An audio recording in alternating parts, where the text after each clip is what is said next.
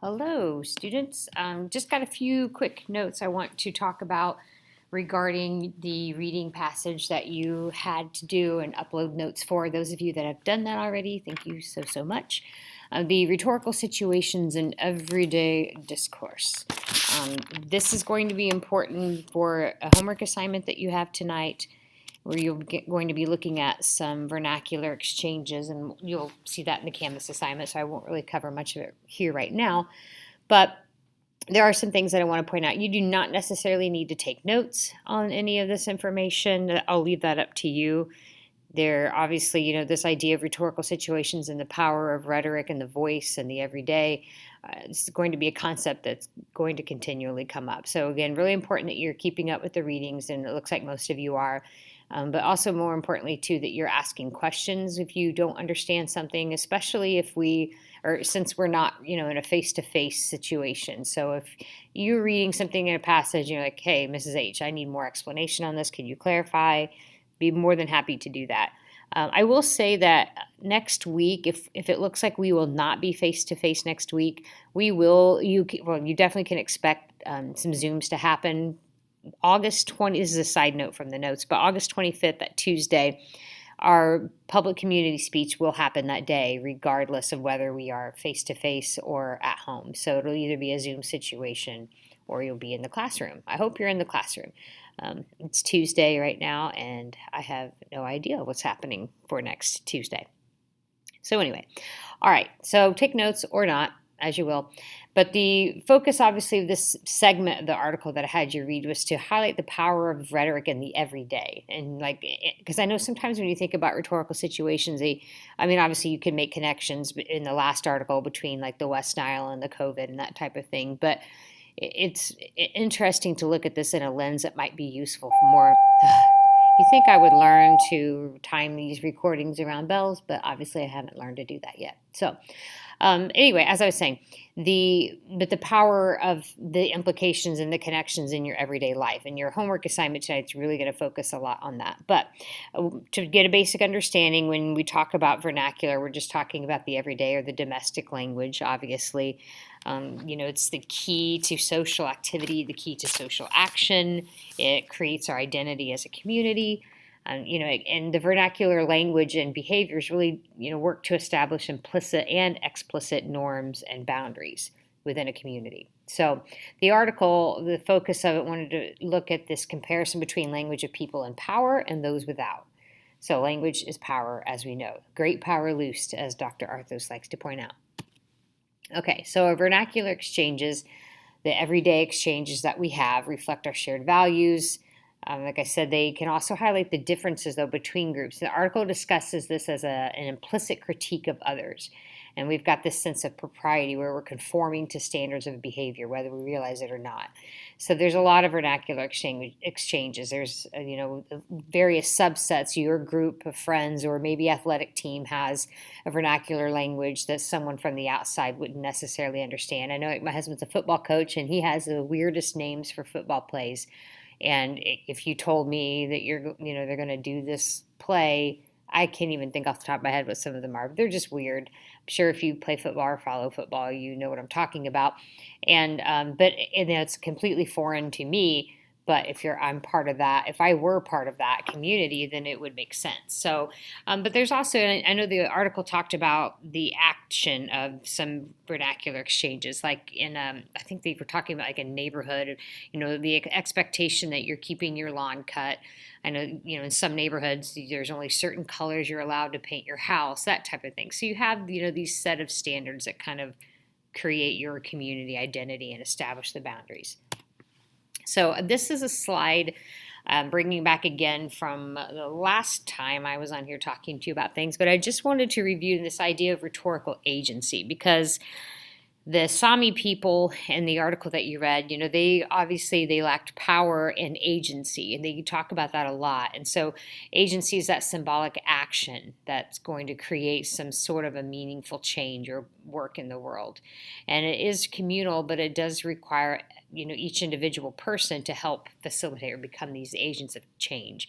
So big progress, big change, as we all know, it can't really happen with one person. It takes every one person everyone has power, but we have a lot of power together.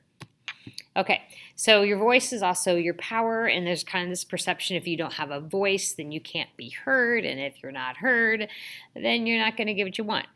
I loved this quote from the passage, and that's why I put it there, nice, big, bold.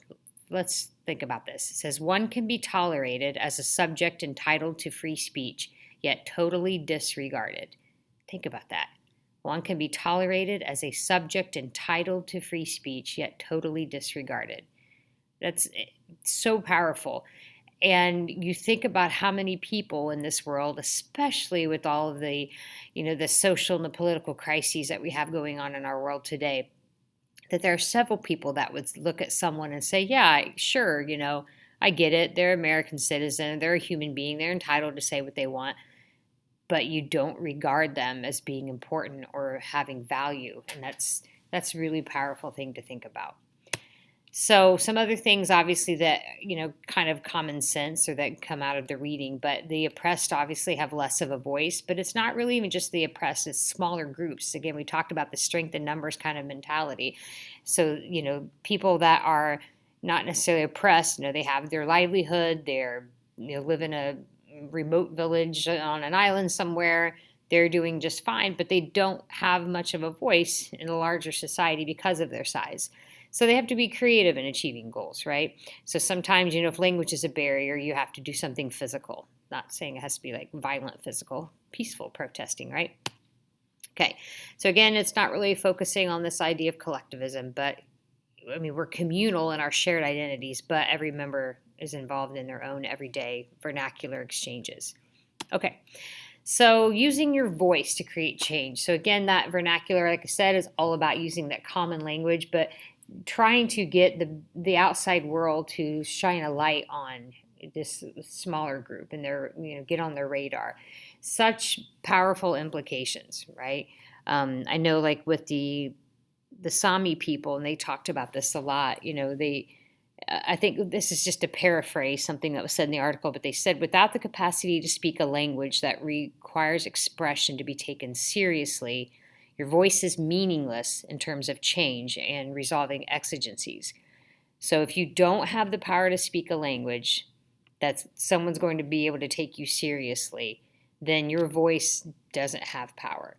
So it's just interesting to think, so what do you do? So I know the Sami people, as you read, they used a lot of physical and peaceful displays as their language, right? There were thousands of demonstrators, and it was like this molding, this fusion between the Sami people and the political discourse of the environmentalists and the new, I think they call it like the new emerging rhetoric of ecology, because this was the 1970s and people were just now starting to slightly care about the environment. Although, there's a lot of aerosol hairsprays and cigarette smoke floating around in the sky, but it was starting to become something that was an emerging power, right? Or concern, I guess is the word I'm struggling for. So the Samis used, more physical things.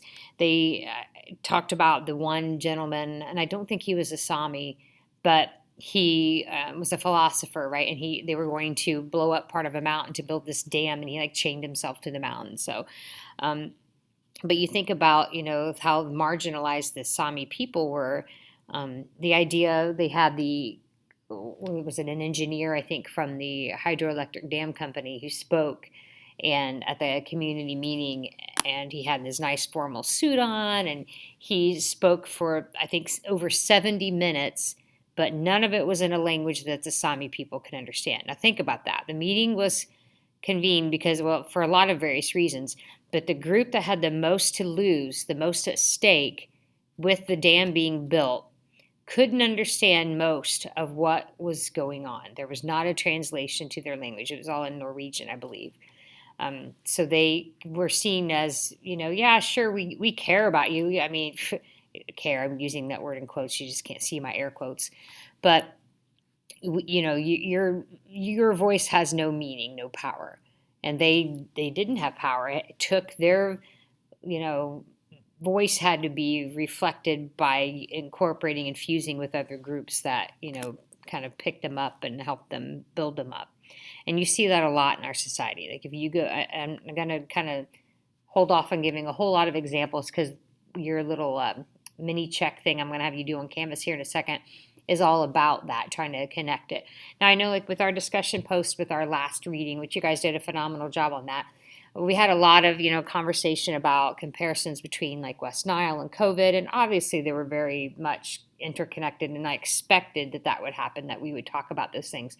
But what I want you to do with the thing on Canvas is to think about another group of people similar to the Samis who have been considered oppressed or voiceless because of, variety of reasons.